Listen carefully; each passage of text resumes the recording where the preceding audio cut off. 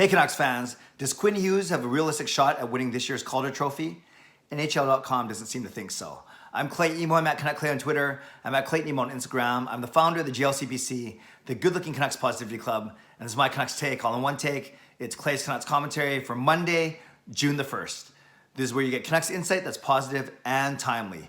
Two quick programming notes. Number one, I announced it last night at the end of my live stream. So excited to be interviewing Darren Dreger from TSN. Him and his 1 million followers. Going to interview him early tomorrow morning. Early for him, so even earlier than me. I'll have that up by lunchtime tomorrow. I'm looking forward to that. Chatting with Darren Dreger of TSN. So that will be tomorrow morning. And last night, for those of you who joined our live stream, you saw some drama. You saw some excitement. You saw the thrill of victory, the agony of defeat. It was our much anticipated Emo Boys NHL 20 tourney. And it went really well. It went for about an hour. We played 3 games. Sean beat Jacob and me in ones. Then I beat Jacob in threes, which set up the epic final between Sean and me. I got Pittsburgh. He got Carolina. We picked our teams randomly for those of you that saw. I took advantage of some shaky goaltending. I was up 4-2 in the third, but Sean did a wonderful comeback, a massive comeback, and ended up beating me in the shootout. So I think it was a lot of fun. We got some really good feedback, raised another $60 for Canucks for Kids and SPCA. So thank you. That brings our total, 3-week total, to about $120 or so. I'll be making that donation this week. So that's amazing. Thanks everyone for doing all of that. And if you want to check it out, I tweeted it out earlier today. If you want to check out the whole live stream, whether you like NHL 20 gameplay or you just want to laugh at me or a combination of both, I think you'll really enjoy it. And actually, I think I performed better than a lot of people were expecting. So I went to bed quite satisfied last night. That didn't sound right, but you know what I mean. Okay, today, let's talk about Quinn Hughes, Cale Makar, Calder Trophy. It's appropriate to talk about this because NHL is hoping to return to play in the next couple months or so. It's appropriate to talk about this because NHL.com released an article this morning, kind of as they've been doing in their award preview series, and they're picking their award winners. And Cale Makar ran away with it. Basically, it's picture, you give 5 votes, a top 5, with descending order of points, right? 5 points for first place vote, 4 points for second, and so on. 5, 4, 3, 2, 1. 18 writers, so the maximum you can get is 90 points, right? 18 times 5, 18 first place votes times 5. Cale Makar ended up with 86 points off of 15 first place votes. So you do the math, 15 times 5 is 75, and that means he got probably a 4, 4, and a 3. So he probably got 15 first place votes, 2 second place votes, and 1 third place vote. That guy who gave him third place, I think he was the guy who got the Columbus goalie as number 1, so he probably went Quinn Hughes number 2. So Cale Makar had 86 points with 15 first place votes, whereas Quinn Hughes only had 73 points with only 2 first place votes. So he likely got 2 first place votes, plus the rest of them were probably second place votes. I'm not sure if that math adds up. 4 times 16, 64. Yeah. So Quinn Hughes got 2 firsts, 15 seconds, and 1 third as well. So all to say, 15 out of 18 writers on NHL.com pay Cale Makar as their Calder Trophy winner.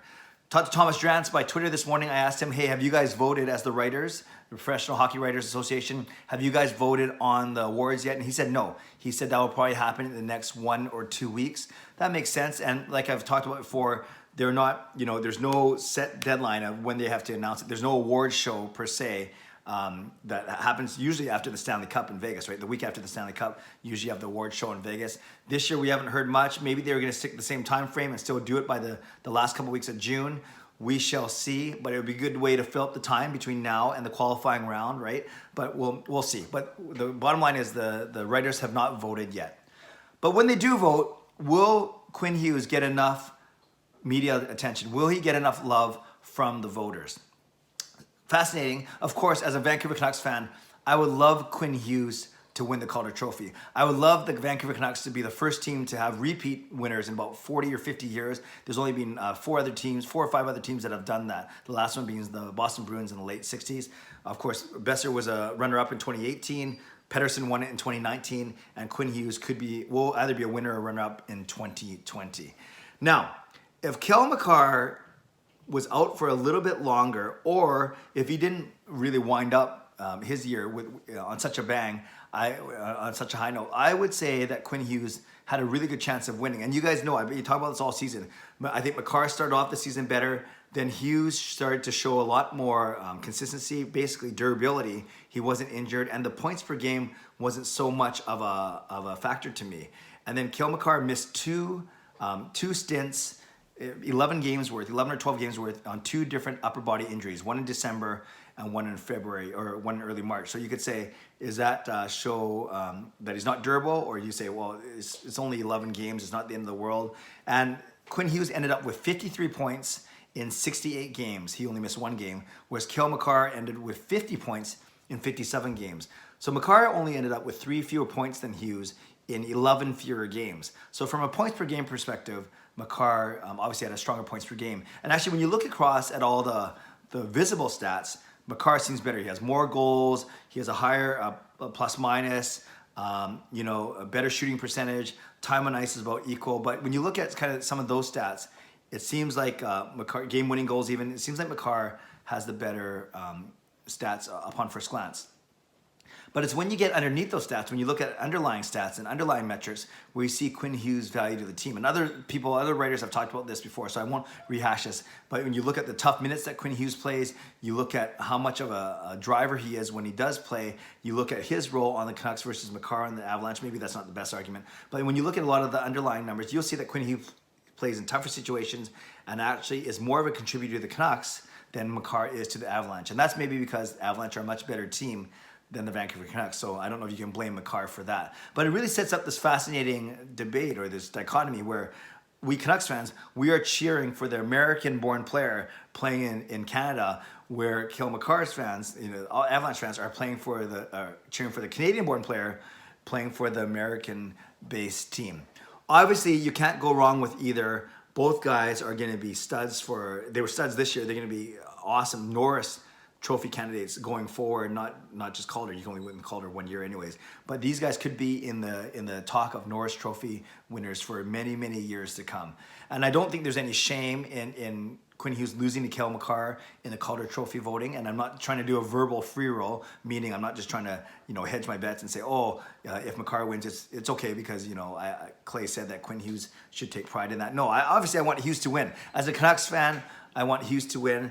But I think it's going to be tough because to finish what I was saying, Makar started the season well. Then I think Hughes really showed his durability and his consistency throughout the year. And I was even saying in January, February, I said if Quinn Hughes beats Cale Makar in the rookie scoring race and the points per game is negligible, I said that voters would likely look at his durability and his consistency and the tough minutes and how much him and Pettersson have meant to this Canucks team. I was hoping that voters would see that. But then Cale Makar, before he leaves, just before he got injured, he had a couple game point streak. Then he misses a couple weeks, and then in his very last game of the season, on March 11, New York Rangers at home in New York, but still with New York media in attendance and watching, he puts up a 3 spot. He puts up 3 assists in this final game, which brought him to within 3 points of Quinn Hughes. You could argue that Quinn Hughes was tailing off a little bit near the end of the season, whether it was fatigue or simply the Canucks as a team weren't playing that well near the end of the season. So recency bias, which suggests that Makar was catching up to Hughes. So I guess that's the trick, right? Makar started off high and Hughes was playing catch up. Then I would say Hughes either made it very equal or even passed him throughout the middle of the season. But then you can argue Makar tipped the scales back to him near the end of the season. So that's very tricky.